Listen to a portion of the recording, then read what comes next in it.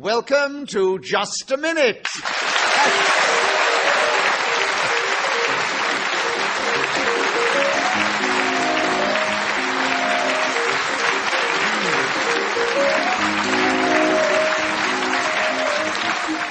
Hello, my name is Nicholas Parsons, and as the minute waltz fades away, once more it is my pleasure to welcome the four talented players who are going to perform in Just a Minute this week. We welcome back two players of the younger generation, one of our regulars, Paul Merton, and with him someone who's only played the game once before, that is Neil Malarkey. We also welcome back two of the original players of the game, right from the very first time, 29 years ago, that is Derek Nimmo and Peter Jones. Will you please welcome all four of them?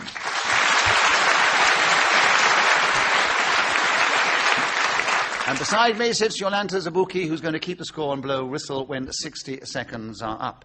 And this particular edition of Just a Minute is coming from the lovely Swan Theatre on the beautiful River Severn in the historic city of Worcester.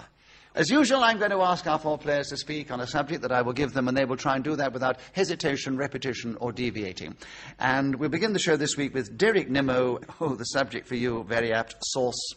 Will you tell us something about sauce in this game, starting now? Sauce for the goose is sauce for the gander. But what better sauce is there in the whole wide world than Leon Perrin's Worcestershire? Absolutely essential if you're going to make a really good Bloody Mary. To have that together with vodka, Tabasco, some horseradish, lemon juice, put it all together and mix it round. And you will have a drink fit for James Bond himself. Much better than those dry martinis. Other kinds of sauce that one can think of course, are the ones, people being rather saucy, rather naughty. I remember when I was here... Paul Merton challenge. Competition of rather. Yeah, rather saucy, rather naughty. Yes. So, Paul, you got in. You have a correct challenge. You get a point for that, of course. And there are 23 seconds left to tell us something about sauce, starting now. I like all kinds of sauce, really. Tomato ketchup, I think, is extremely nice. Peter Jones' challenge. Hesitation. Yes, there was a little hesitation before the gone out with the ketchup there. So, Peter, you've got in on sauce with 19 seconds available, starting now. I've always believed that hunger is the best sauce. It's an old saying from the Middle East. And white sauce is the most popular, or was until newer cuisine. The Neil Malarkey challenge. That was a mistake. I just want to say how marvellous it is to be working with you, Peter. Right.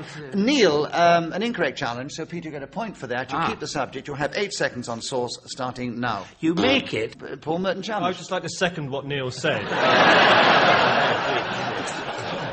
Very sweet. What are they up to?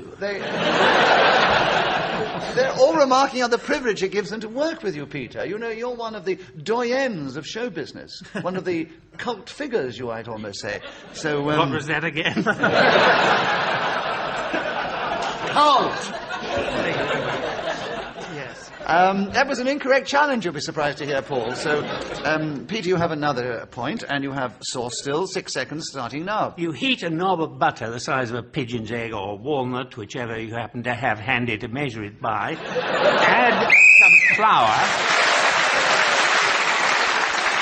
Whoever is speaking when the whistle goes gains an extra point, and on this occasion it was Peter Jones. And you won't be surprised to hear that at the end of that round, Peter has got a commanding lead over all the others. Yes, yes. Don't let it go to your head, Peter. Keep it up. Well. Paul Merton, will you take the next round? The subject is painting the town red. Will you tell us something about that idea, that subject, in just a minute, starting now? You would need an awful lot of paint, I suppose, because you have to consider first there is the undercoat, and then eventually you put the top thing on... Peter Jones' challenge. Well, he did hesitate Yes, again. 51 seconds, Peter. Painting the town red, starting now. Apart from going mad and having a wonderful time with a lot of lager louts, I think it must really mean painting it red on the map so that you know where it is, this particular place. And if... The Neil Malarkey challenge. I believe there was hesitation there. There was Yes, definite there was, hesitation. Much as it hurts me to buzz. Yes. Such a doyen of the theatre. I would have said doyen. Well, of course, you're better educated than I am, I assume. Painting the town red is with you, Neil, starting now. Painting the... Oh, gosh, what was that, Peter? Hesitation. Yes, right, Peter. You have the subject back. I was wasn't waiting for sure. you to say how many seconds I had. No, I did say, actually. Okay, well, Right, I'm so, my no, but you have mistake. such respect for Peter Jones, I'm sure you don't mind the fact that you hesitated. Painting the Town Red is with you, Peter, and there are 37 seconds starting now. Well, I suppose the part of the town that is normally red doesn't exist in this particular city. Derek Nimmo challenged. Well, he stopped. He did, yes. He tried to think if it might be right or Well, not. I was trying to make it pleasant. Yes. 28 seconds, Derek. Tell us something about Painting the Town Red, starting now. I first came to Worcester at the Theatre Royal in 1953, and gosh, did I paint the town red. It was my first big break to be in this magnificent city. Neil Malarkey challenge. I think you said first twice. It was your first time you came, your first big break. Absolutely. Absolutely. 19 seconds, Neil, on Painting the Town Red, starting now. Painting the town red is exactly what I did with Nicholas Parsons so many years ago at St Andrews. He let me wear his slacks to play on the old course. He was the rector of the university. My, what a... Paul Merton challenge. That's not my definition of painting the town red.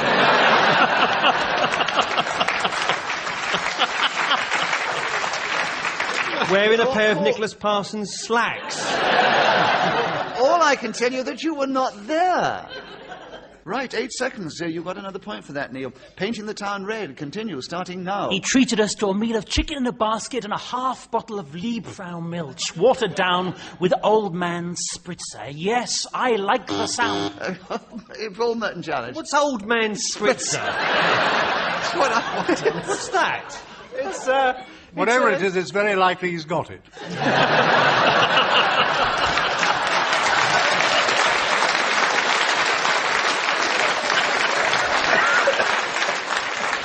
It's a very spirited way for an elderly man to behave. Right. Paul, you've got him with 1 second on Painting the Town Red, starting now. I would start with a... Paul was speaking as the whistle went. Gained an extra point. Peter Jones still in the lead. Equal in second place are Paul Merton and Neil Malarkey. Then Derek Nimmo and Neil Malarkey. Your turn to begin. The subject is marbles. Marbles. Marbles. Tell us something about marbles in this game, starting now. The other day, I picked up the Elgin marbles in the Portobello Market. The marbles currently residing in the British Museum are a fake. I bought these particular marbles for £5. Yummy, I said as I took delivery. Derek Nimmo's challenged. Deviation. He couldn't have possibly lifted them up. They're too heavy. Well, it was obviously a complete flight of fantasy. So you continue with 46 seconds. Marbles, starting now, Neil. I had a forklift truck and took them to my house and displayed them on the mantel as they covered the beautiful, ornate woodwork. I decided that indeed I should be king of Greece. Such was my dignity. Peter Jones has challenged. Hesitation. The audience say yes. All right. 31 seconds.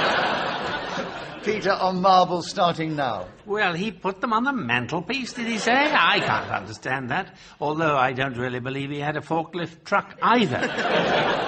But Paul Merton challenged. Hesitation. Yes, I'm afraid there was, Peter. Yes, there was. You hadn't even gone on to marbles either. No. 23 seconds with you, Paul, on marbles, starting now. I remember it as a game that we used to play when I was about 7 years old in school. I can't really exactly remember what were... Neil Malarkey challenge. Remember. Yes. Yes, he was remembering too little. 16 seconds, starting now. The police came round. Have you got the Elgin marbles? Yes, I have. And Derek Nimmo challenge. Repetition of Elgin. Elgin marbles, you mentioned it before. Sorry.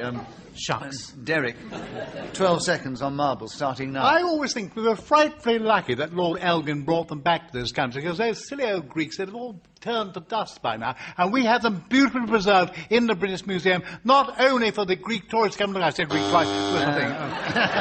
Peter Jones, challenge. Repetition of Greeks. Yes, and well done, Peter. You got in cleverly with 1 second to go on marbles, starting now. Oh, I think several lost it.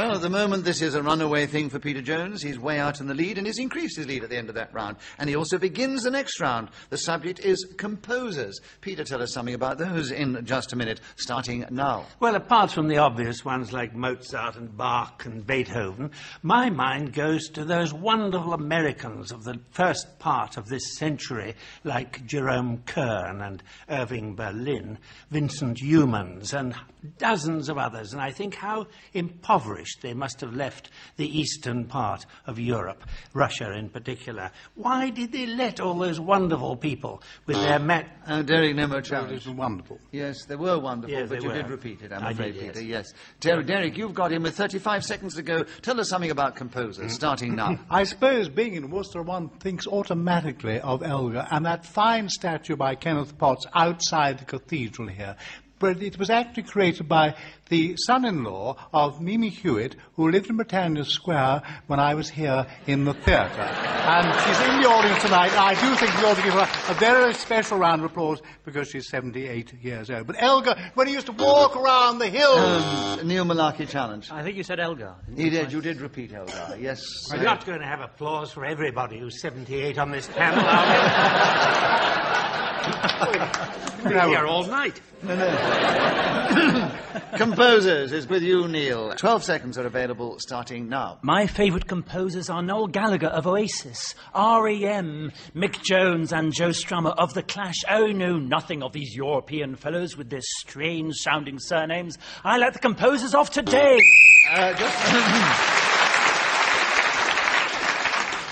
Neil Malarkey was speaking then as the whistle went, gained that extra point for doing so, and he has moved forward. He's now in second place, only just behind our leader, who is still Peter Jones. Derek, will you take the next round? The subject is Brussels. Will you tell us something about Brussels in just a minute, starting now? I think to have been at the Duchess of Richmond's ball on the eve of Waterloo in Brussels must have been an extraordinary occasion. Paul Merton It challenge. was boring.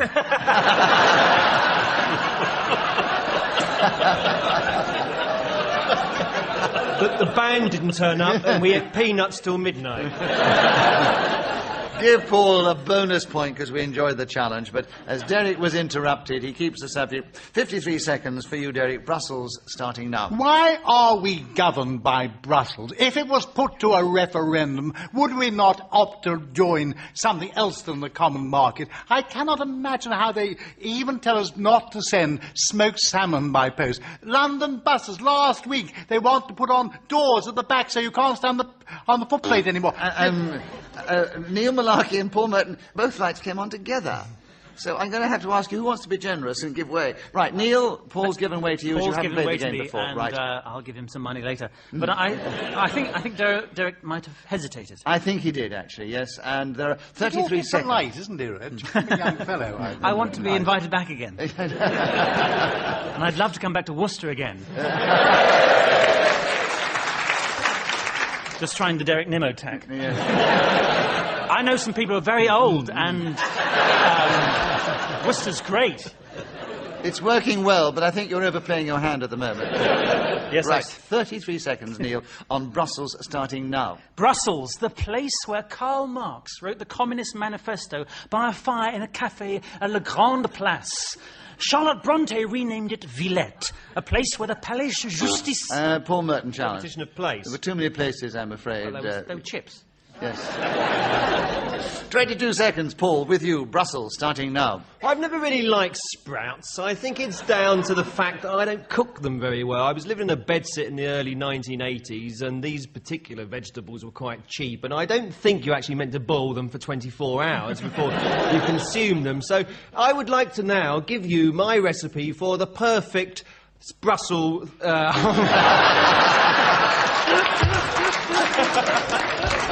I suddenly thought I couldn't say Brussels again. I know. It's a tough game.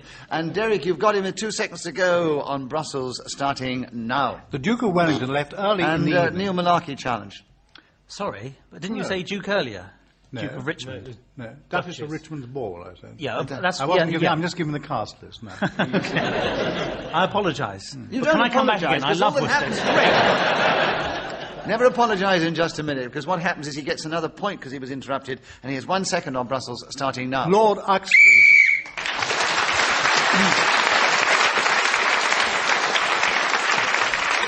So Derek Nimmo gained a number of points in that round, including one for speaking as the whistle went, and has moved forward, and they're all almost equal, but just 1 point ahead is Peter Jones still.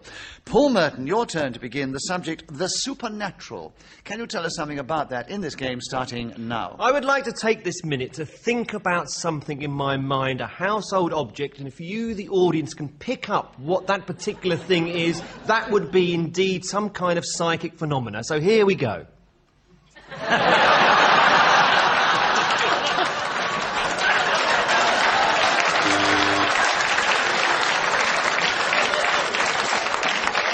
You've just ruined an experiment. Repetition. Repetition. Yes, he was thinking the same thought twice.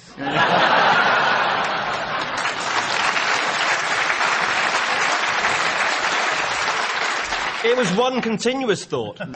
Neil, you have a correct challenge. You have the supernatural. 42 seconds, starting now. The supernatural can be blamed for many things. The rise of the Shane Ritchie experience is another. The demise of the Nolans. The success... Paul Merton A lot challenge. of these in there. The Nolans, the demise, the Shane I think Ritchie if you- experience, yes, the if you- paranormal, We let it go once, maybe twice, but if it's consistent, then we say repetition. 33 seconds. Back with you, Paul, on the supernatural, starting now. Allow me to pick up from where we left off.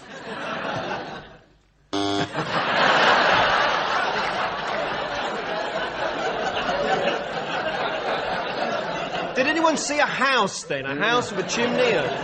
It's a new way of playing just a minute, but Derek, you challenge that time first. I wasn't allowing him. You what? What he said, allow me to pick up where I left off. So I buzzed. And you I weren't wasn't allowing him. But he I'm was stopped sorry, anyway. I'm It doesn't so really matter, sorry, Nicholas. that's all right. It's, 28 seconds, the supernatural with you, Derek, starting now. Nicholas is living proof that there is life after death. When you see him sitting on this... Paul Merton challenged. You call that life?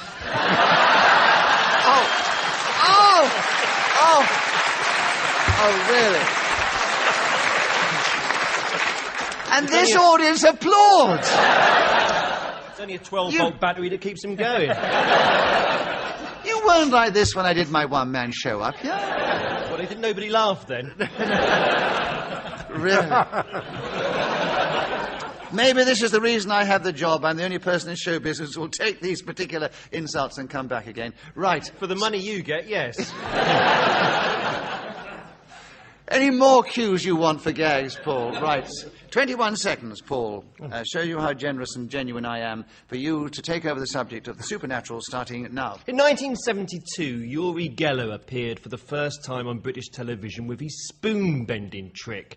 I describe it as such because I don't think there's anything paranormal going on there at all. Conjurers can imitate most of the stunts that the aforementioned Israeli... Peter Jones challenge. Hesitation. I think it was, Peter, yes. You have 5 seconds. You've got in with only 5 seconds to go, and the supernatural is the subject, and you start now. In my lifelong quest for knowledge, I attended a séance at the Wigmore Hall. And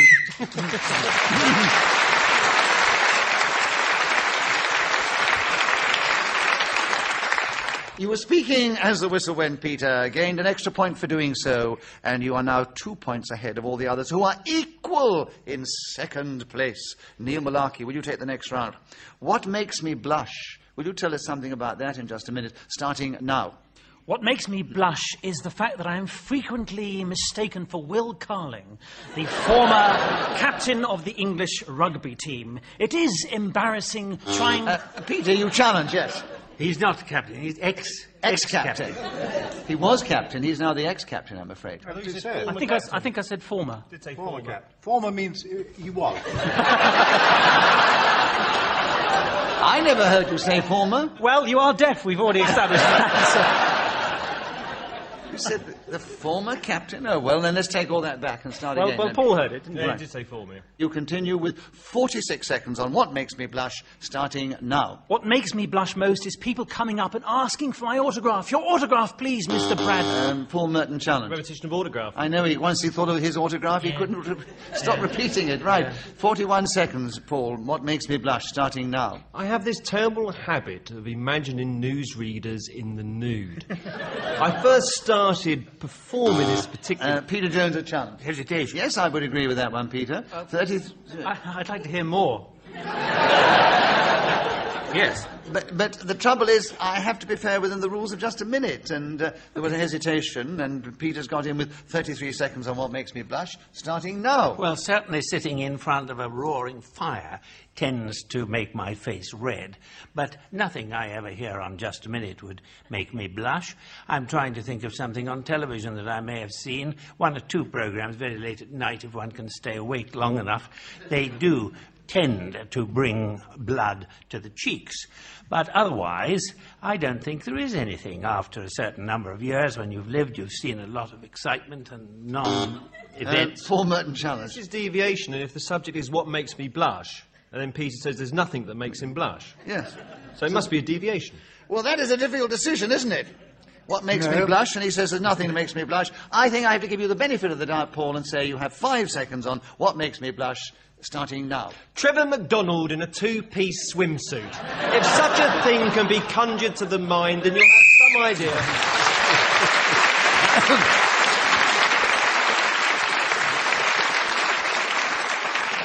So, Paul Merton was speaking as the whistle went. Gained that extra point and other points in the round. He's 1 point behind our leader, Peter Jones, and in third place, equal are Derek Nimmo and Neil Malarkey. And Peter, it's your turn to begin again. The subject, a big hit. Will you tell us something about that? You can talk about one of your personal ones if you like. 60 seconds starting now. No, I won't talk about my personal ones, because I've got to keep going for a whole minute. And if you hit the cricket ball in the Worcestershire County ground and it landed near the cathedral, that would be a big hit. And would probably get you into the papers. I don't know how far it is, but a big hit in the theatre, of course, is a difficult matter to discuss, because you can run for a year and still the management lose money. Of course, it's all terribly dishonest and crooked, and you don't get any prizes for guessing who the villains are. They're certainly not the actors. Now, if I can... Neil Malarkey challenge. I think he hesitated. I think he did as well, Neil. So you have the subject. 22 seconds are available. A big hit starting now. Imagine the scene, 1972, Shea Stadium. There am I, a little boy, watching a baseball game. A big hit is required. It is achieved. Peter Jones challenged. No, it wasn't 1972. He got the idea from Paul Merton, who said that Geller appeared first on television in 1972. It wasn't a very eventful year altogether.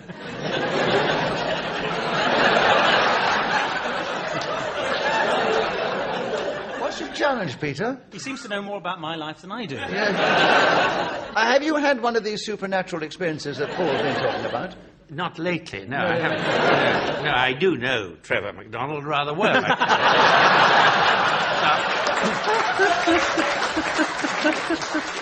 But that was one of his supernatural blushing experiences. Neil, I'm with you. 13 seconds available. A big hit starting now. Jim Beecham hit a home run, although his name should have been pronounced Beauchamp. The Americans insisted on this rather. Derek Nimmo challenge. Traditional American. Yes, you mentioned America before. Yeah. And, Derek, you've got him in 6 seconds on a big hit starting now. When Nicholas Parsons played the Swan Theatre in Worcester, he was the most enormous hit. People cheered him all the way from the stage door into a great limousine, and he went driving back to the metropolis, throbbing with excitement, applause sounding in his ears, because there's never been a bigger hit than Worcester.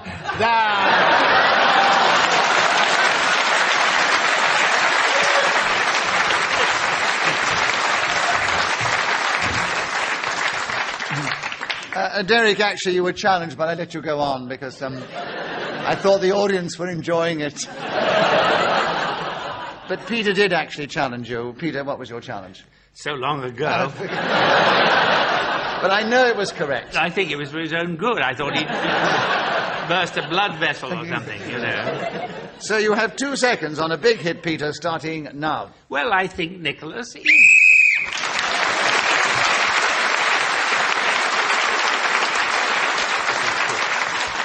So Peter Jones managed to speak just before, and just as the whistle went, and gained an extra point. He's just a little bit further ahead now of Paul Merton and Neil Malarkey in second place, and only 1 point behind them is Derek Nimmo. Paul, and it's your turn to begin. A good sport.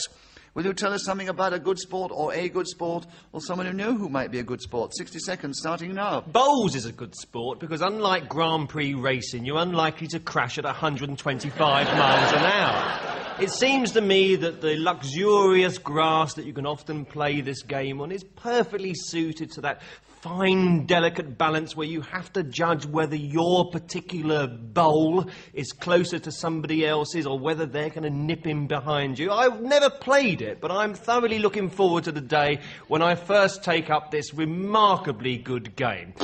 Neil Malarkey challenged. I think it's a game twice. You said game right at the beginning, I'm afraid, Paul. Do you want to say sport at the beginning? No, I think you did mention game twice. I think you did. I'm quite prepared to mention it twice if it helps the edit. I think it's sport and then you said game later, and then... I probably did. Yes, you Well, did. I'm prepared to have bareback wrestling if you want to. Well, let's get this out of the way first.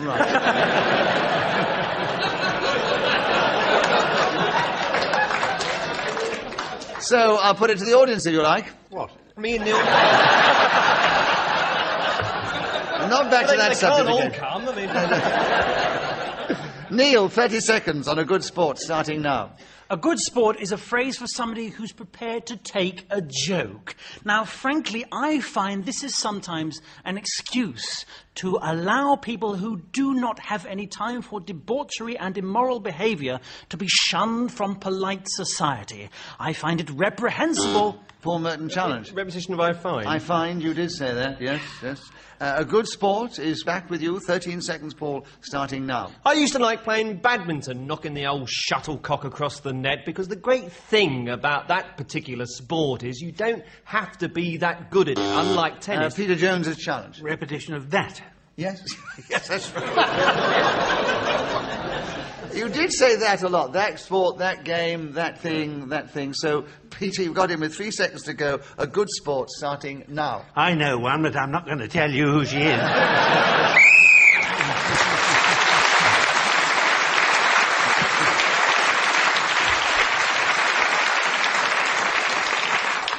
You were speaking as the whistle went, Peter. Gained an extra point for doing so. And it now remains for me to give the final score. Well, Derek Nimmo, who has won many times in the 29 years we've been playing this game, didn't do so well this week. But again, as I've said before, it is the contribution and not the points. Would you not agree? Yes. So Derek gave his usual fine contribution. Neil Malarkey, who's only played it once before, then came in with his outstanding contribution. Paul Merton, who's played it quite a bit before, came out with his eccentric and delightful and original contribution. And Peter Jones, who has played it before, but doesn't often come out with the most points, but he's achieved it this week. 1 point ahead of all the others. Peter Jones.